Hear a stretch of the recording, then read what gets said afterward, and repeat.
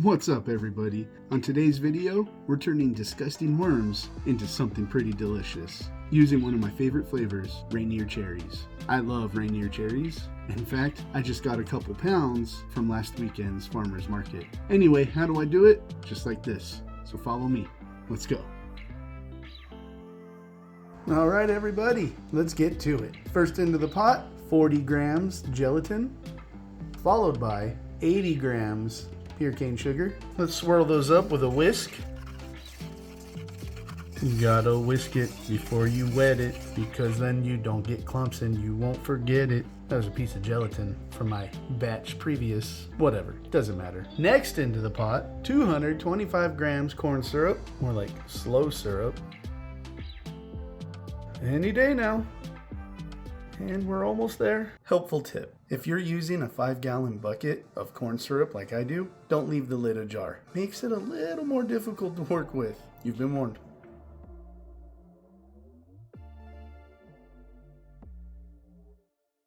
I did not pre-weigh this, so fun.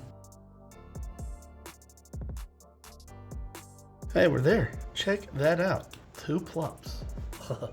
That's right, baby. I'm gonna get rid of this scale. No, I'm not. Hold on. Next up, and in, 125 grams applesauce.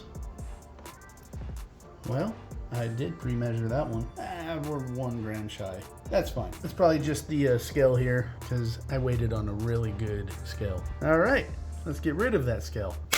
For the flavoring, we are going Rainier Cherry flavor powder. This stuff is really good. Again, like the mango one, don't shake it and smell it. Learn from my mistakes. We're doing 2 teaspoons of this. 1 and a 2. Give it a nice little mixin'.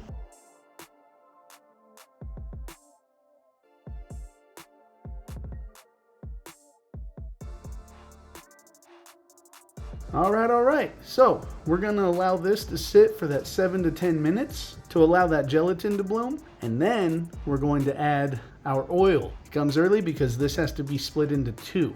We're doing the red side and a creamy white side, but more on that later. Bye. We will also be using that standard 2 ounces of liquid coconut oil with 1 level tablespoon scoop of lecithin granules, along with 5 grams cream of tartar and 1/8 of a teaspoon malic acid. Woo! Please stand by. Okay, everyone. Before we put it on the heat, I want to add some white food coloring. Just a little to get us started. Should switch this to the whisk. Now, as I said, we are going to half this, but I want it to be really nice and fluid. So I'm going to warm it up just a little bit, and then we're going to split it. Doesn't have to be perfect at all for this, because both sides are equally flavored and they will have equal parts oil. Switch into that whisk because it makes life a whole lot easier. I just get ahead of myself, like you wouldn't believe. Now, once it's split, we will be adding a little bit of yellow to the white side just to make it a creamy color. And obviously, for the red side, we're going red. But first, a slow-mo of the oil add.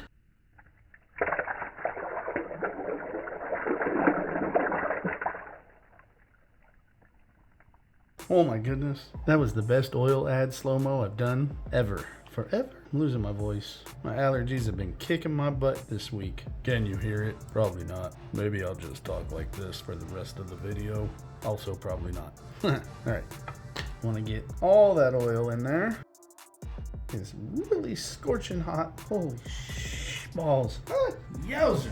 Oh, you know what? That made it nice and loosey-goosey all itself. So I'm going to continue stirring this until all that oil is fully incorporated within the batch. And then I'll split it into 2, put this on the heat, set up the pour station, and we'll be rocking and rolling.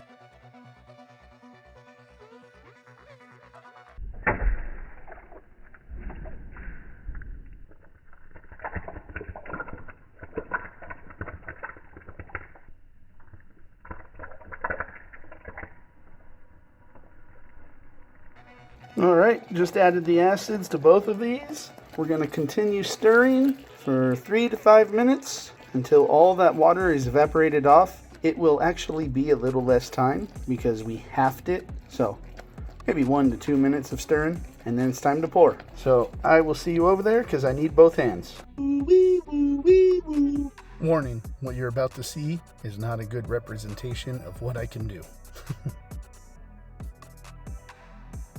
Alright, here we go. So, hit one color, hit the other color.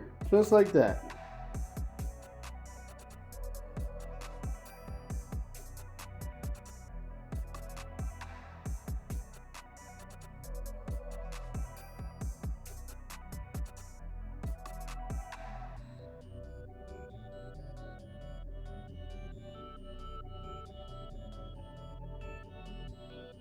Oh, went a little heavy with that one. Jeez Louise. And I went heavy with that one. Holy moly.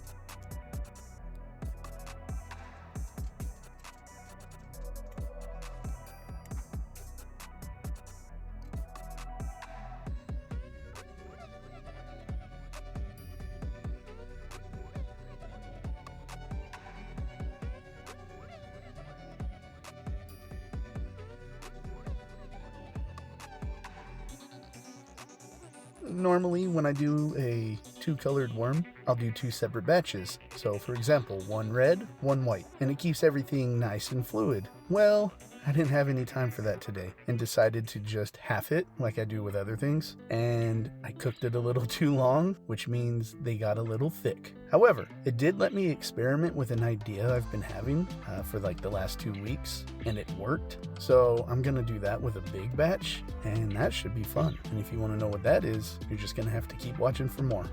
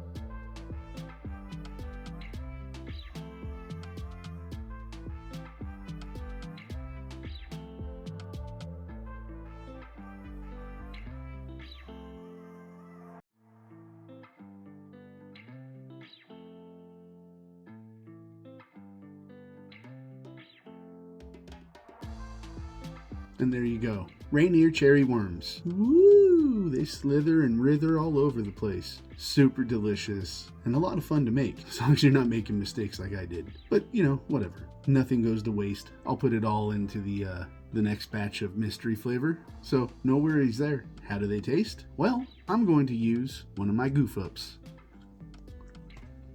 Oh, yeah, super delicious. If you tried to make these and you're having some issues, let me know. Until next time, I'm Burns. Bye.